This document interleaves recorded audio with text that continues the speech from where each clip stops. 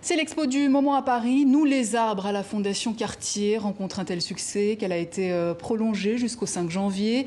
Avec nous, le philosophe et conseiller scientifique de l'expo, Emanuele Coscia. Bonjour. Bonjour. Alors, mais avant cela, une petite réaction peut-être sur Extinction Rébellion qu'on vient de voir. 15 jours d'action coup de poing à travers le monde pour le climat. Vous en pensez quoi de ce genre d'action ?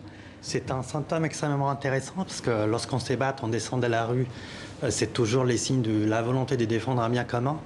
Et ça témoigne à quel point les biens communs n'ont plus rien de patrimonial, de national, même pas d'humain, mais qui concerne la planète entière. Et ce qui est intéressant dans ces manifestations, c'est que du coup, la lutte écologique est une nouvelle forme d'universalisme parce que ça concerne tous les humains partout, toutes les nations, mais même au fond, tous les êtres vivants. Et ce qui explique sans doute aussi le succès de l'expo Nous les arbres. C'est l'époque qui veut ça. L'urgence est telle que les visiteurs affluent.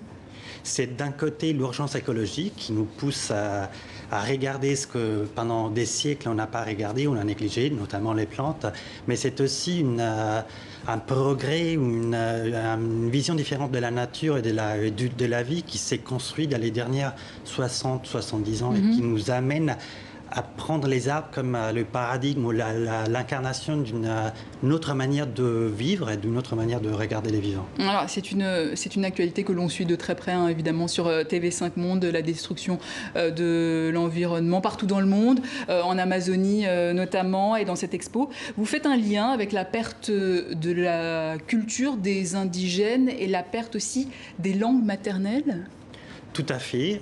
Au fond, on pourrait dire que ce qu'on perd dans les deux cas, ce sont des identités, en fait. On oublie toujours, surtout pour les forêts, les arbres, etc., que lorsqu'on fait face à un incendie, on fait face, au fond, à un véritable génocide. Les arbres sont des individus qui ont conscience, une sensibilité, une subjectivité tels que les chats et les chiens qui peuplent notre maison. Donc à chaque fois qu'il y a un incendie qui a une origine humaine, c'est comme si un individu était coupable du meurtre d'un milliard de chats ou des chiens. Et évidemment, les arbres n'ont pas besoin de nous. Hein. Par contre, nous, on a besoin, à contrario d'eux. Le règne végétal, c'est quand même un sujet, vous le disiez aussi, qui a été un petit peu oublié, ignoré, sous-estimé même par la biologie. Et pourtant, les plus anciens fossiles connus sont datés de 385 millions d'années, alors que l'homme n'est apparu sur Terre qu'il y a 300 000 ans. Mais ces dernières années, les découvertes scientifiques ont été faites. Quelles sont-elles ? Mais tout d'abord, comme je disais, on s'est libéré du préjugé qui nous poussait à considérer que seulement les animaux sont intelligents. On a pu prouver scientifiquement que toute plante est capable de connaître ce qui se passe autour d'elle, à l'intérieur d'elle, et de faire la différence entre l'intérieur et l'extérieur, c'est-à-dire toute plante est conscientes d'elles-mêmes.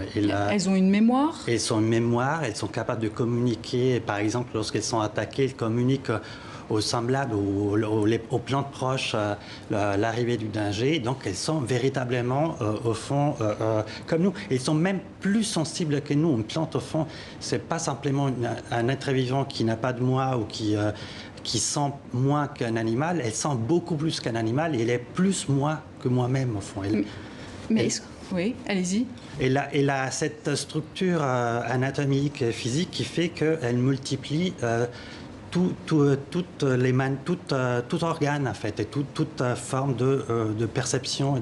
Au lieu de l'avoir concentrée dans un seul endroit du corps, elle est diffuse sur la totalité du corps. Emanuele Coscia, merci. Je rappelle que vous êtes philosophe et conseiller scientifique de l'expo Nous les arbres, à voir à la Fondation Cartier jusqu'au 5 janvier.